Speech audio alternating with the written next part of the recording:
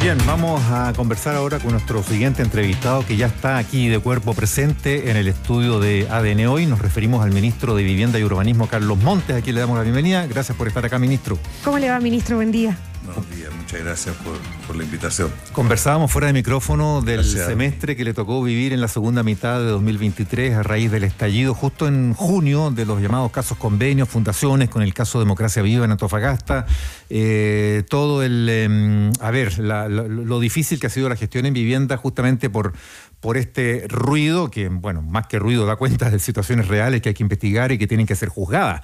Y en eso está en los procesos de investigación del Ministerio Público y las decisiones que han tomado también los tribunales de garantía en distintas regiones del país. Ha sido un semestre difícil. Estamos partiendo, ministro, un primer semestre de este 2024 que vamos a ver hasta qué punto usted espera que sea mejor, porque toda esta crisis, que ha sido una crisis bien complicada, porque ha sido una crisis política para el gobierno también, se produce en medio de un desafío gigante en materia de déficit habitacional, de plan de construcción de vivienda que también queremos abordar acá. ¿Con qué ánimo, ministro, primero que todo, para partir bien por lo general, por su sensación personal, empieza a vivir este año después de la segunda mitad de 2023 que ya describíamos? Mire, yo tengo mucho ánimo, mucha fuerza, mucha energía. Estoy convencido de que hay un desafío país más allá de cualquier sector político. No puede ser que tantas personas estén viviendo en tan malas condiciones de vivienda, que se acumuló un déficit en el periodo que más creció Chile. Cuando pasamos de $5.000 per cápita a $25.000 per cápita, se produce esto de algo que hay que discutir, investigar, ver sus causas, porque esto no es casual, ¿eh? Esto tiene factores de desigualdad, tiene factores de mala distribución de los incentivos, muchas cosas, y la especulación con el suelo. Respecto a... Yo me siento en el sentido tranquilo porque hemos avanzado, a pesar de todos los obstáculos que usted señala, hemos avanzado. Hemos llegado ya a 100.000 viviendas terminadas, entregadas, y estamos construyendo en ejecución 121.000 viviendas y tenemos 78.000 ya que están con proyectos de financiamiento y listas para empezar, o sea, 300.000 en proceso. O sea, creemos que la meta de 260.000 no es imposible, está cercana, o sea, es posible perfectamente. Sin embargo, siempre pueden aparecer problemas. O sea, la situación bancaria es un problema. Los bancos están prestándole muy poco a las empresas, a tasas muy altas y lleno de exigencias. En fin, es parte de los bloqueos, de los problemas. Ministro, ¿esas 100.000 viviendas están acorde, por decirlo de alguna manera, al cronograma del ministerio, o el ministerio dice, celebra 100.000 viviendas, está cerca la meta de las 260.000, pero igual tenemos algo de retraso porque usted ha vuelto a reiterar la dificultad de acceso al crédito, las altas tasas de interés como principales factores que explican el retraso precisamente de obras del Ejecutivo, digamos? O sea, 100.000 era lo que usted esperaba tener a 2 años de gobierno. Era lo que esperaba tener, incluso en algunos sentidos mayor de lo que esperábamos tener, porque la construcción es todo un proceso, se va poniendo en marcha toda una máquina desde la que producen insumos hasta los que construyen, los que financian, los que diseñan. O sea, es una máquina grande. El año 22 nos costó ponerla en marcha, y el 23 se puso en marcha a un ritmo bastante fuerte, a pesar de que enfrentamos primero la inflación, o sea, el aumento de los insumos fuertemente, y eso obligó a hacer reajuste y a hacer apoyo especial a las empresas para cubrir. En segundo lugar, vino todo el tema que tuvo que ver con los bancos, que los bancos subieron las tasas de interés de una manera impresionante, producto de la coyuntura internacional y otros factores, y además pusieron más exigencias para poder acceder a los créditos. Hay empresas que tienen problemas hasta para pagar los seguros, por ejemplo, para conseguir créditos para eso, lo que no era normal. Nunca fue así. Y finalmente tuvimos el caso de la crisis de Antofagasta, ¿no es cierto?, la crisis que se produce en torno con las fundaciones. Entonces, 3 hechos difíciles. A pesar de eso, llegamos a las 100.000 y el ministerio ha estado trabajando todo este tiempo y no se ha detenido. El otro día escuchaba, a propósito de eso, ministro, en todo caso, a Sebastián Bowen de la ONG Déficit Cero, que en realidad es como una fundación público-privada, está la Cámara Chilena de Construcción y Techo Chile ahí, que sacaban una cuenta que era un poco más crítica. Planteaban ellos que en el gobierno de Piñera 1 se habían construido como 180.000 viviendas en los primeros 2 años. Fue post-terremoto, sí, porque hubo un impulso entonces por reconstrucción muy importante. Y en los primeros 2 años de los gobiernos siguientes, Bachelet 2 y Piñera 2 también se construyeron sobre 100.000, 120.000, 130.000 viviendas en los primeros 2 años. Y acá el gobierno saca una cuenta alegre con estas 100.000 de los primeros 2 años. ¿No se compara desfavorablemente con la gestión de los primeros 2 años de gobiernos anteriores? Mire, la verdad es que desgraciadamente déficit cero como que es una instancia que no produce vivienda, que no tiene ni... Siempre comenta las políticas. Sí, un centro de estudios y de trabajo. O sea, de estudios de análisis. Sí. Pero yo creo que a veces se confunde lo que son viviendas terminadas con subsidios entregados, por ejemplo. Hay un conjunto de factores que no corresponden con la realidad. Entonces se suma viviendas en construcción con viviendas terminadas y entregadas. Hay distintas maneras. Nosotros no hemos desgastado tiempo en esa discusión. Nosotros lo que nos interesa es cumplir la meta que tenemos. Y sabemos que esta es una meta exigente. O sea, producir 260.000 viviendas en los 4 años y entregarse a la familia, dejar en construcción 100.000 más. Esa es nuestra meta. Y algunos también apuntan a eso. ¿Es exigente construir 260.000 si el déficit es de 640.000? Y según la mirada que se tenga, algunos dicen hay 1 millón de familias en Chile que necesitan vivienda porque haya llegado y gente que vive en condiciones precarias que ni siquiera está bien contada para esa estadística. Determinar el déficit no es fácil cuando no hay un censo serio, porque el censo del 2017 tiene muchas debilidades. El próximo censo dará más elementos. Nosotros nos preocupamos de juntar a las instancias que han hecho estimaciones, Cámara de la Construcción, déficit cero, universidades, y nos hemos puesto de acuerdo en la estimación que se tiene del déficit, y tenemos un estudio, se los podemos hacer llegar.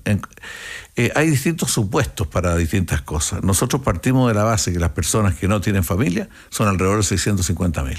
No podemos ir con rigor. Que no tienen vivienda, claro. Que no tienen vivienda, perdón. Que no tienen vivienda son 600. Usted puede poner todas las que tienen algunas debilidades las viviendas, que le han quedado chicas, son menores, o sea, déficit cualitativo que se llama. Usted puede poner sectores medios que ahora quieren, personas solas que quieren vivir en una vivienda. Son más personas que quieren vivir solas, y eso aumenta la cantidad. Pero nosotros tenemos ciertas prioridades que están en las familias, que están en las personas en cierta condición. Nos parece que 650.000 es mucho, y que digan 1 millón es mucho más, y mucho más el esfuerzo. Entonces yo les pediría a los que hacen esos diagnósticos que digan por qué se ha producido este déficit. ¿Cuál es el origen de este déficit? Porque este déficit tiene un origen concreto, y el origen es la especulación con el suelo, las grandes utilidades con el suelo. Pero sobre eso, ministro, hay también quienes observan en la academia incluso, y no le estoy hablando de ONGs de ciertos sesgos, sino que viene en la investigación de estos temas urbanos y de suelo de las universidades. Bueno, el suelo se ha encarecido porque cada vez hay más restricciones para construir, para la expansión de las ciudades, o freno incluso para construir en altura en las mismas comunas de Santiago. Sí, ese es un tema académicamente muy discutible. La dictadura de Pinochet dijo, ¿para qué poner límite urbano? Abramos los límites. Fue el periodo que más subió la vivienda, subió 5 veces.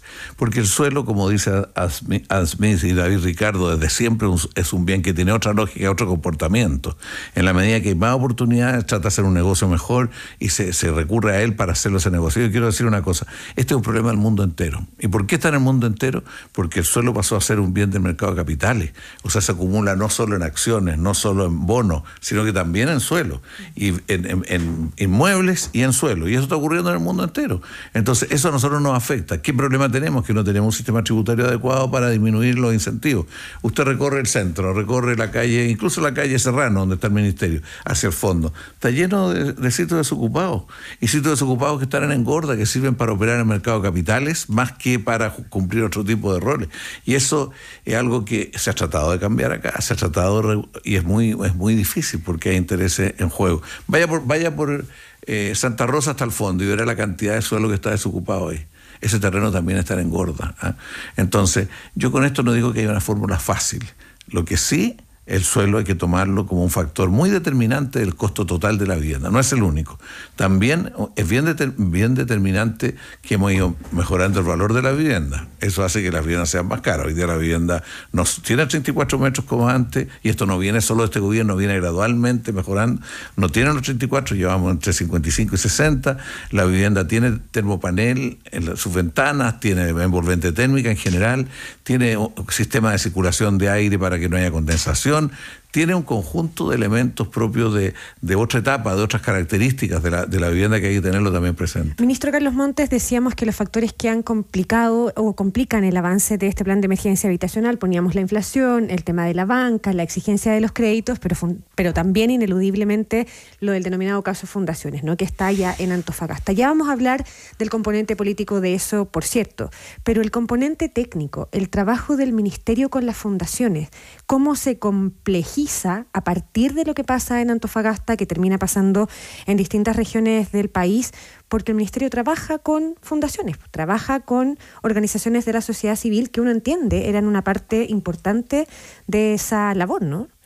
Es muy importante, Paula, esa pregunta, porque hasta el año 2015 el ministerio no podía trabajar con fundaciones. El año 19 por primera vez se empieza a trabajar con una sola fundación y esto va gradualmente aumentando.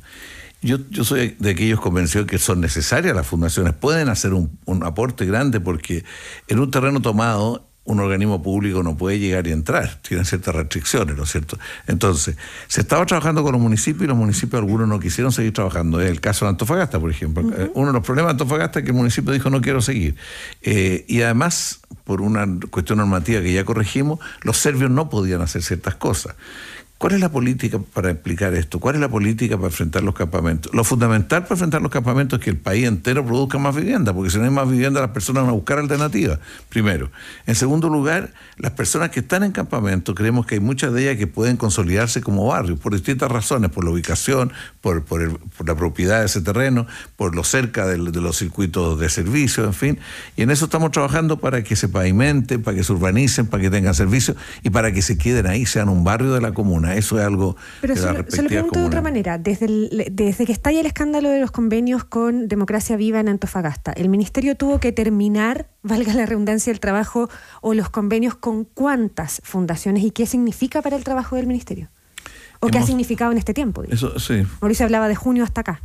Yo en esto quiero explicar, porque de todos los datos que nosotros tenemos, que un ministerio no es lo mismo que el Ministerio Público, no es lo mismo que la Contraloría ni el Consejo de Defensa del Estado, y los instrumentos de investigación son más restringidos, son más limitados. De la investigación que hemos hecho, desde que se supo esto el 16, nosotros mandamos una comisión a investigar esto a Antofagasta y después al resto del país. ¿Qué descubrimos? Que está un caso de corrupción con Democracia Viva. ¿Y por qué es corrupción? Porque se establece un conflicto de interés, se usa parte de los recursos para contratar personas vinculadas a un sector político determinado, una parte, y bueno, y eso es. Y después seguimos investigando a lo largo del país. No es verdad esto que se dice que hay democracias vivas en todas las regiones. Eso no es verdad. No lo dijo el Contralor nunca. Lo dijo un medio de comunicación, pero no lo dijo nunca el Contralor, ni en el Congreso ni en ningún lado. Al contrario, dijo que eso no era efectivo. Lo que encontramos a lo largo del país son dos situaciones. Una de instituciones que no han hecho el trabajo que había que hacer, y en ese sentido nosotros creemos que hay riesgo de que esa plata no la devuelvan, no la usen lo que corresponde. ¿Cuáles son esas? Ahí está Arquiduc, que viene del gobierno pasado, está RIC, que viene de este gobierno, está Procultura, que es otra situación bien particular, y está en red, ¿no? Y otras que tienen algunos problemas de datos que no corresponde el costo de los hechos con el costo de mercado, que hay distintas situaciones que están investigando. Entonces, del total de los recursos, 19.000 millones que están acá destinados, los que están en este conjunto de cosas en discusión, porque todavía no se puede decir que hayan sido sacados del Estado, son alrededor de 1.700 millones, de los cuales Democracia Viva ya le falta solo por pagar 92 millones. Eso es lo que le falta por pagar. Lo demás. ¿Ah? Son los que, claro, la diferencia que desde un comienzo se planteó, ¿no? Que eran... Lo que pasa es que primero había desarrollado ciertos trabajos reconocidos por el Ministerio, después tenía en su cuenta 200 y tantos millones que fueron embargados por el Consejo de Defensa del Estado, y el saldo es el que le estoy señalando. Exacto. En el caso de las otras instituciones, Arquiduc no ha dado ni siquiera cuenta de por qué no ha hecho lo que tenía que hacer. Son como 240 millones. La otra, Arquiduc, para ponerlo más concreto, está vinculado a gente que era de Renovación Nacional en algún momento. Después está el tema de RIC, que es gente, también como 200 millones, que no ha dado cuenta ni ha hecho lo que correspondía, y son alrededor de otros 200 millones. Y en esas investigaciones que hizo noticia en estos días, lo que se llamó en un primer momento allanamiento de 8 oficinas de secretarías regionales ministeriales de vivienda, que son las que tienen que lidiar y trabajar con estas fundaciones en 8 regiones del país. Usted dijo que estas no eran allanamientos, que eran visitas coordinadas a partir además de denuncias que ustedes mismos habían hecho. Es que eso es muy importante. Esto tiene que ver con Enred y tiene que ver con el enlace urbano en Tarapacá, que apareció un conjunto de situaciones irregulares o posiblemente irregulares. ¿Y qué es lo que hicimos? Lo denunciamos al Ministerio Público. El Ministerio Público empieza a investigarlo y primero va al Ministerio y dice que se allana el Ministerio. Y la verdad que más que un allanamiento fue una visita voluntaria para entrega voluntaria de información, y eso fue lo que ocurrió, no un allanamiento de forzar nada ni exigir nada que no estuviera dentro del acuerdo. Entonces hubo eso. Y la verdad que de las ocho reparticiones que hubo a lo largo del país, bueno, esperamos que son aquellos lugares donde estaba Enred y Enlace Urbano también trabajando, y para demostrar realmente cuál era el alcance de la acción de estas dos instituciones, cosa que nosotros no sabemos. Claro, quería ir a eso, ministro. ¿Hasta cuándo se va a poder decir eso? Que eran cosas que ustedes no sabían. Usted nos mencionó aquí una serie de casos en los que no está claro si han hecho lo que tenían que hacer, o que no han rendido debida cuenta, o que hay diferencia, en fin. Pero son casos en que el temor es que se hayan malversado caudales públicos para daño de lo que pagan todos los chilenos como impuestos. Clasificarlo es delicado por ese lado. Como malversación de caudales públicos, un tema del Ministerio Público, por supuesto. Nosotros lo que hacemos es decir, aquí ellos entraron en un compromiso, tienen un convenio que no lo han cumplido. ¿Ya? En el caso de Antofagasta, con Democracia Viva había conflicto de interés y otros asuntos. En los demás no han cumplido los convenios que habían establecido. Y hay otros sectores que no han hecho bien las cosas, que irregularidad, lo han hecho no tan bien, no han cumplido plenamente, por decirlo así. Y nosotros hemos estado encima. ¿Cuándo se va a saber todo esto? Nosotros cada día vamos avanzando un poco más, el Ministerio. Pero si la Contraloría sabe mucho más. La Contraloría descubrió que en Antofagasta había personas que decían que habían ido, personas que trabajan en campamentos, habían ido a los campamentos y habían visto que las obras estaban hechas. Sin embargo, esas obras no estaban hechas y se les pagó sin estar hechas. Eso, la verdad, que para nosotros se fue revisando cada uno de esos. Eso va a motivar, entre otras cosas, sumario a quien dijo que estaban hechas y no estaban hechas. Eso ha ocurrido, tememos que haya ocurrido en algunas otras regiones. Eso es algo. ¿Por qué se produce eso? Nosotros hemos averiguado en parte porque algunos funcionarios temen ir a los campamentos porque tienen su riesgo ir a los campamentos, en algunos campamentos, no en todos. Y eso es parte de las dificultades que se le han presentado. Y los funcionarios que trabajan en asentamientos precarios se sienten muy afectados porque ellos aparecen en un rol que no se toma en cuenta el riesgo que ellos están corriendo en cada una de las acciones que hacen. Pero porque hoy día los campamentos de hoy día no son iguales a los está claro, y el factor migración ahí está entre medio, que también es otro tema que en materia habitacional es un tremendo problema. Pero antes de ir a eso, ministro, ¿no teme usted estar dando la sensación de que las cosas no son tan graves como se informó que fueron, o usted cree que efectivamente se exageró la gravedad de estos escándalos durante el segundo semestre del año pasado? Yo creo que son tremendamente graves, aunque fueran 10.000 pesos, porque tiene que ver con campamentos, tiene que ver con el sector que tiene más necesidad y más debilidad. Otra cosa, bueno, hay un fiscal que dijo el caso Barriga, son 55 veces el caso de Democracia Viva, dijo el fiscal, dijo eso. Entonces, depende cómo usted los mide, si los mide en lo que significa cualitativamente en la sociedad o los mide cuantitativamente en lo que podría ser un mal uso de recursos públicos de distinta naturaleza. Nosotros queremos resolver, no queremos dar ninguna imagen, queremos resolverlo y creemos que lo vamos a resolver y vamos a ver exactamente qué pasó con cada peso. Yo no quise traer ahora el detalle, pero lo tenemos nosotros bien avanzado. Lo que pasa es que en muchos casos lo tenemos que estar confirmando. Y nos pasó en un lado que estábamos seguros que se habían hecho las obras, estaban a punto de ser recepcionadas. Y descubrimos de que no eran las obras convenidas, eran otras.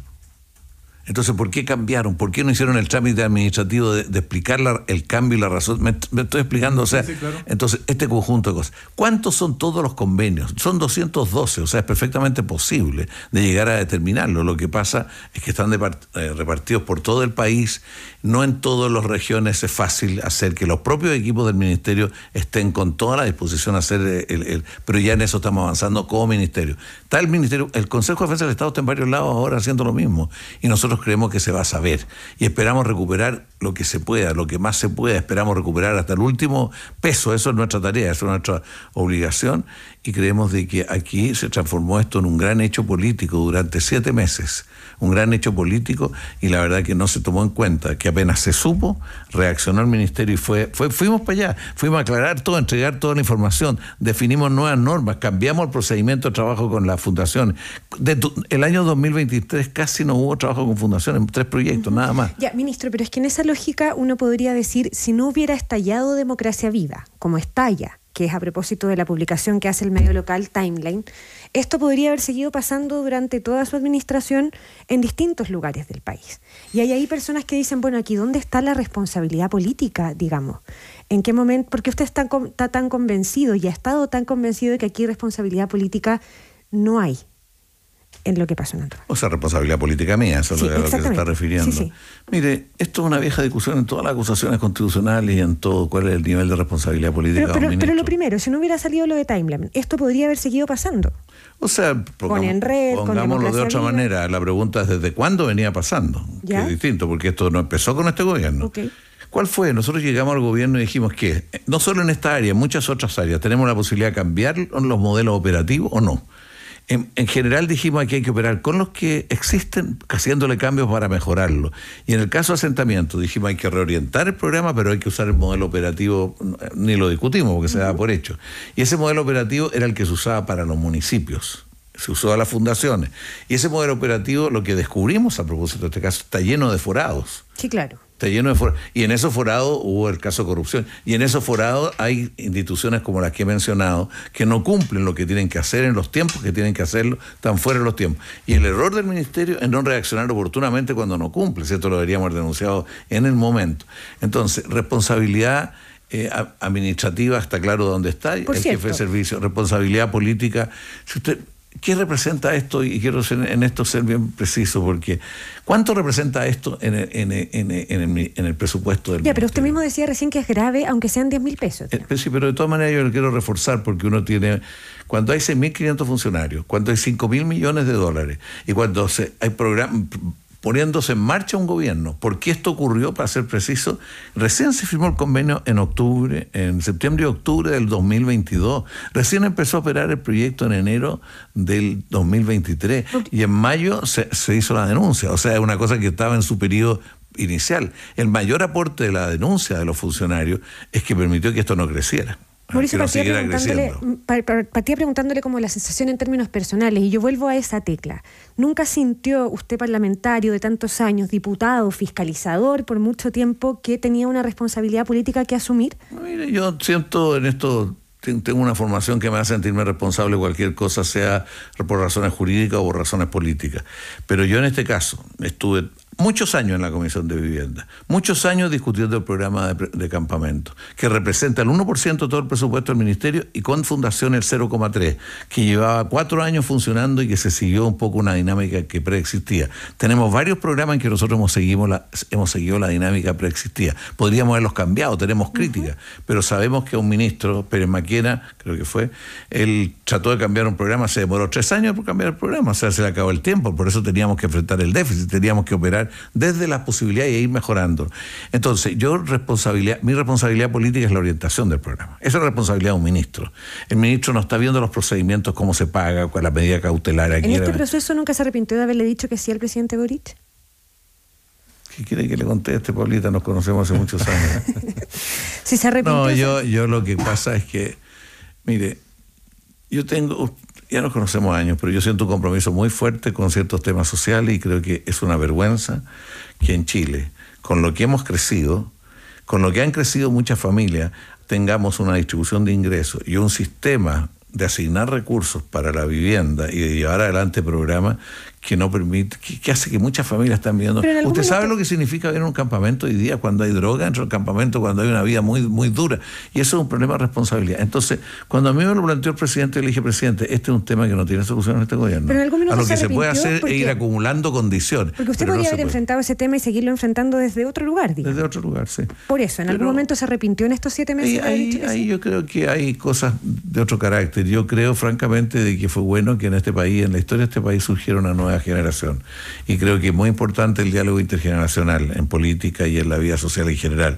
Y yo dije, a lo mejor algo puedo aportar en un campo específico, a lo mejor yo podría haber ido a otra área del gobierno. Estoy en esta área por razones que no viene al caso explicar. Pero y además usted sabe que yo llevaba años trabajando en esto, bien preocupado por la vivienda, me tocó revisar en la comisión de presupuesto, en la comisión técnica para ver los programas, y la verdad que estábamos tratando de mejorar la respuesta, y hemos creado este programa de emergencia habitacional.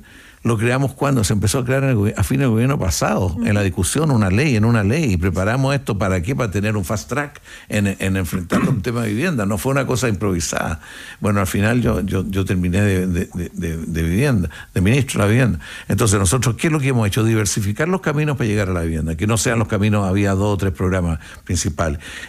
Nos preocupamos de que haya un banco de suelo, porque ese era el problema principal, y construyendo un banco que hubo antes, en Chile hubo un banco, pero aquí hay grandes riesgos en los bancos de suelo porque el robo puede existir. Estamos tratando de modernizar, yendo a la vivienda industrializada, que nos parece fundamental, usar otras tecnologías. Estamos trabajando con los comités, porque los comités no son un problema, son un actor fundamental del proceso. Claro. Y tenemos un centro de formación, tenemos distintas cosas. Estamos también tratando de esto de la permisología llamada de acortar los tiempos para todas las cosas, para abaratar el costo de la vivienda y para que las viviendas queden mejor. O sea, se ha estado trabajando en un conjunto de aspectos. Ministro, perdón, estamos sobre el tiempo, pero no puedo no preguntarle por la emergencia que nos amenaza, la de los incendios forestales. El año pasado fue súper crítico, estamos enfrentando, justo antes de presentarlo a ustedes, saludarlo aquí esta mañana en ADN Hoy, hablábamos de las temperaturas que se esperan en varias regiones del país, varias de ellas sufrieron el año pasado, Ñuble, Biobío, el embate del fuego. Se ha criticado que la construcción de viviendas definitivas ha demorado. Habían salido unas cifras que hablaban de que habían entregado el 2023 apenas 3 en la Araucanía, creo. Ustedes han respondido a eso, pero a ver, ¿cómo se enfrenta? Porque resulta que antes de que se construyan las viviendas de los incendios del año pasado, en una de esas se nos viene un final de enero y un febrero muy desafiante. ¿Cómo está preparado el Ministerio para eso? Yo creo que el avance de la reconstrucción, particularmente de la Araucanía, ha sido más lento de lo que preveíamos, pero esto no es porque haya sido flojera. No son 3, son 17 entregadas, 54 en construcción para hacer, y nos falta 50 para completar la meta la que tenemos, otras 50. ¿Y cuál es el problema de eso? En primer lugar, el problema es que los terrenos no son como las construcciones urbanas, que está claro que en el propietario se puede construir. Son propiedades que no tienen claridad de tenencia. En segundo lugar, hay un serio problema para llegar con el agua, porque están dispersas por todos lados. Para llegar con el agua, y en esto el Ministerio de Salud es muy estricto, de dónde sale el agua, cómo se traslada el agua, dónde se guarda el agua. Entonces eso supone que vayan y se nos demora. Hay distintas cosas. De todas maneras, yo no justifico que nos hayamos demorado todo lo que nos intentamos ahora con un máximo de ritmo de avanzar en esto, y yo creo que vamos a salir con la meta muy luego. Ministro Carlos Montes, solo para terminar, y esto muy muy cortito, no diga que yo lo quiero retirar, pero mi pregunta apunta, después de este trabajo como ministro, ¿se retira de la política? Y lo segundo es si usted no teme ser recordado por la historia como el ministro de Democracia Viva. Dura su pregunta, pero le quiero decir que yo he sido el que salió a enfrentar Democracia Viva inmediatamente, a enfrentarla en sus raíces, a aportar con todo lo que teníamos el Ministerio Público para que él actuara. No teníamos condiciones nosotros para calificar la naturaleza y características de los delitos.